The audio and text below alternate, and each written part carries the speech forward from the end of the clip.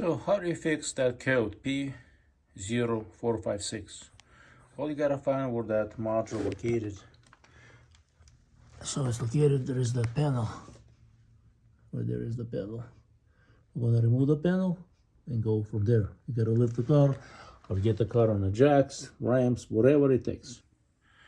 So it looks like you have T20, maybe T30 Torx. There's 1, 2. There's nothing there. Then you have those rivet type of plastic clips looking, and then you have, looks like up there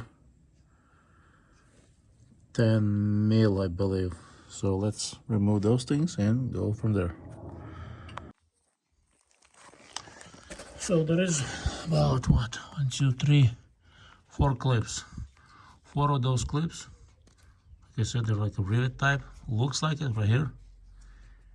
You pop them and then remove them to access this whole panel to get to this, where there's the panel.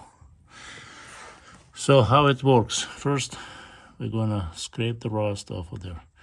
If you leave no rust belt, apply some kind of undercoating while you're here for the places, so to prevent it from rusting.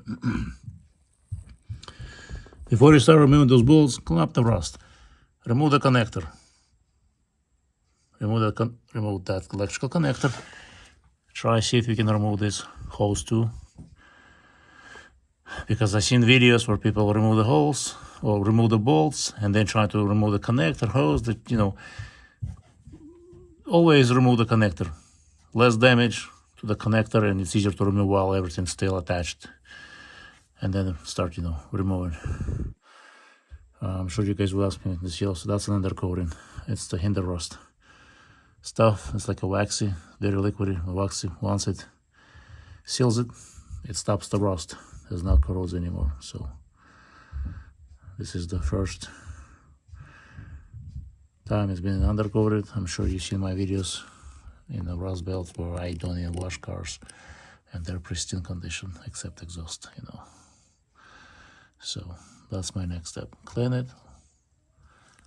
These are the plastic clips here, like T20 Torx, right there. To remove them, well, let's try and see how it's gonna work out. And maybe spray some penetrating oil. I don't know if it's gonna help or not. We'll see. First to clean up the area so I can get the Torx there to remove it. So removing these Torx bolts on that module is definitely a challenge because I tried channel locks, you can't grab it. So what I did, I cleaned it with channel lock picks, something, the surface on the inside, and then using high quality T20 Torx, where there you can see, I was able to get just enough edge and able to remove it. Second one is loose too, so I'm going to remove 2. Probably I'm going to replace this more likely, because I don't want to put rusty bolts unless I'm not going to find a replacement. But if you have to cut them off with some kind of saw or something, without melting and catching car on fire, that's an option too.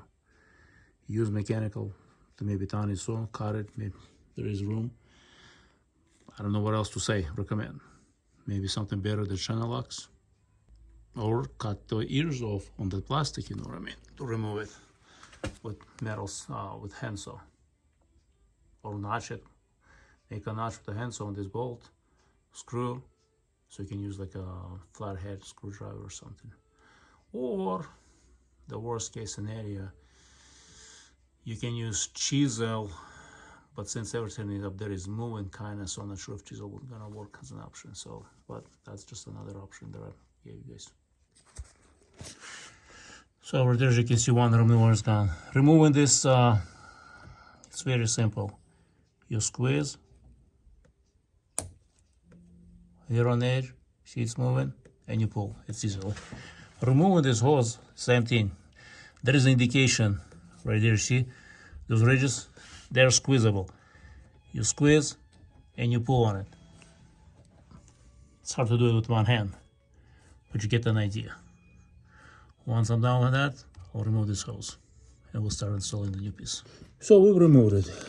So I was not able to disconnect the hose from that end right there while this module was still installed. So I ended up pulling from the charcoal canister and kind of squeezing the tabs that I showed you earlier, moving back and forth carefully. You don't want to exert too much force because you're going to break it. So now, since it's out, we're going to compare, making sure the location of the connection points hose is the same. If you want to clean it up, remove, because this one never been removed. You know, car is only 2015 based on the bolts, and so installation is just reverse. So I found the replacement screws. Looks like these are sheet metal bolts, screws, whatever you want to call them, screws.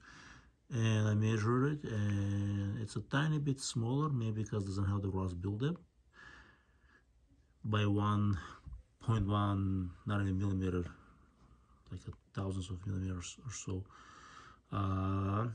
So what I'm trying to do is thread it, make it threads. You know, before suffering underneath the vehicle, I'll thread it in, create the threads.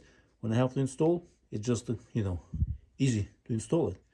So that's what you want to do before install. Even if you have brand new bolts or you're reusing the bolts, create the threads while you still have it in your hands. And then once you're there, it will be easy to plug and play. So module is installed.